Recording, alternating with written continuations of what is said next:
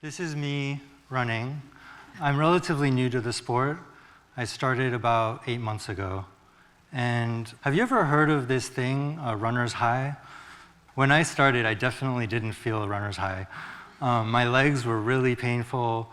In a few minutes after starting to run, I ran out of breath. And I constantly had this dialogue in my mind, like, when is this going to stop? But after a few months, I was running and something changed. And there came this moment when I could feel every movement in my body. It was actually during this race, 10K, and I was in a quiet stretch. There was a cool breeze. I was alone. And all of a sudden, the internal dialogue in my head stopped. And I could feel every movement in my body. Now, this feeling, when you're totally in the moment, is called by Mihaly Csikszentmihalyi flow. And flow refers to strong yet effortless attention. So you're very concentrated. There's a fit between the demands of the task and your ability, so it's not so hard that it's impossible, but it's not so easy that it's boring. Finally, this kind of activity is rewarding in itself. So there's a lot of activities that can be flow. As you can see, it could be playing an instrument or woodworking, or even cooking. However, the one thing that's important about flow activities is that you're very involved and you're active. So unfortunately, watching Netflix does not constitute a flow activity. So I study ancient Chinese religions, especially Taoism, and this theory of flow reminds me of an idea that occurred in ancient China called Wuwei. Now, Wuwei is literally translated as non-action, but I prefer the term effortless action. And Wuwei is a state of being in which one acts perfectly and spontaneously according to the situation. So this term appeared in the Warring States period between the 5th and 3rd centuries BCE. And during this time, there was not one country called China, but there were a bunch of different states that were competing for dominance. And it was in this context that a lot of philosophies were developing about how best to rule the state.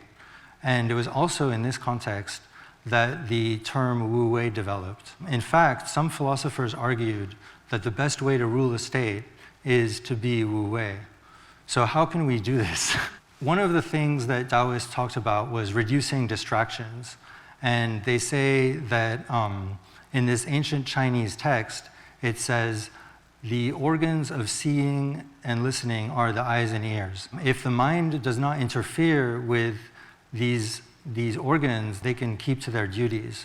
So basically, if you have distractions, then you cannot focus on the thing that you need to be focusing on. So this is basically like the doors of sense perception. These organs are related to the doors of sense perception, but the perception is also related to your desires. So this reminds me of a concept in modern psychology called selective attention.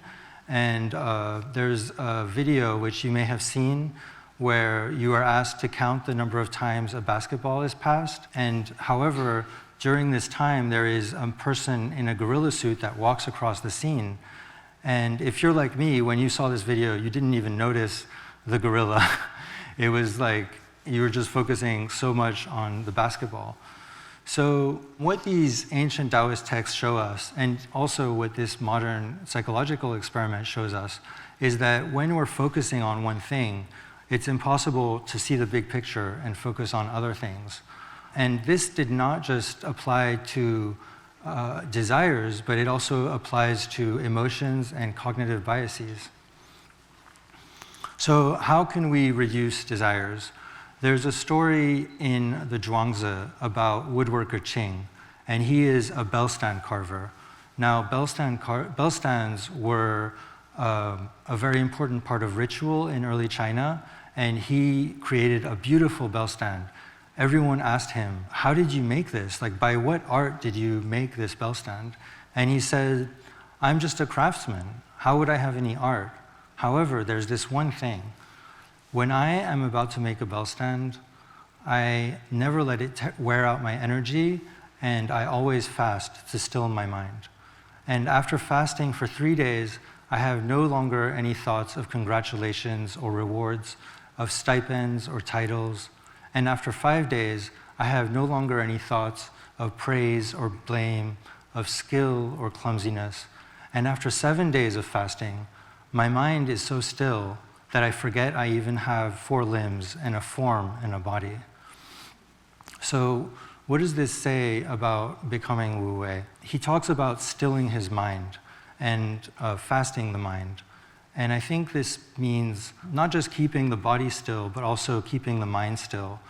Some of these texts talk about focusing on the breath. I think in the world of modern distractions, of information overload, wouldn't it be great if we could be Wuwei, if we could focus on things without being distracted?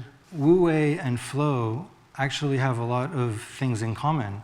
There's this idea of attending to an action effortlessly.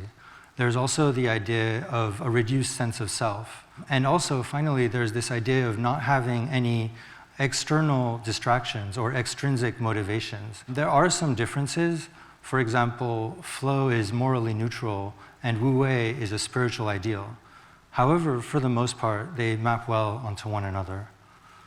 So in recent years, there's been a lot of scholarly attention on meditation and the effects that it can have on the body and on the mind. One way in which meditation is beneficial is its effect of deactivating the default mode network. What is the default mode network? The default mode network, otherwise known as the DMN, is a group of brain regions that are activated when you're not actually involved in any particular activity. So it was first discovered in the early 2000s when researchers noticed that participants who were in MRI machines who weren't doing any specific task, these parts of the brain lit up. And it's implicated in a sense of self, and it's also associated with some mental health symptoms related to ADHD, anxiety, and depression. So basically, it's thinking to yourself and this kind of discursive thought that goes on. In a very interesting study, there were 12 meditators compared to 13 controls, and they noticed these meditators who were very experienced that they had a decrease in the DMN related to the controls. And what they found was there was this decrease in DMN activity, not just during the meditation, but also during the resting states. So that suggests that engaging in this kind of meditation practice enables you to reduce these kinds of discursive thoughts. And this is kind of what we were seeing in the story of the bell stand carver, who he was getting rid of these self-conscious thoughts. Wuwei and flow, both of them are present when you're so absorbed in an activity that you don't have these other distractions, and this leads to a reduction in the DMN. But I want to go back to the story I had about running, and now I think that was something in which I was in this kind of state. But I want to do a quick exercise, so I need your help though. So I want you to please sit straight in your chair, and I want you to close your eyes for a minute and just take a few deep breaths. And I want you to remember something that you love doing and call that to mind. And think about how that makes you feel and try to relive that experience.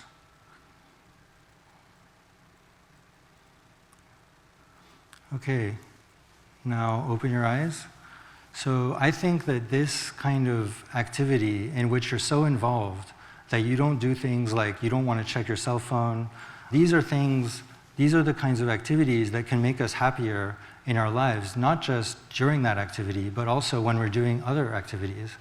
So in this world of constant distractions, I think being a little bit more Wuwei enables us to be present in our lives. So that's it. Thank you.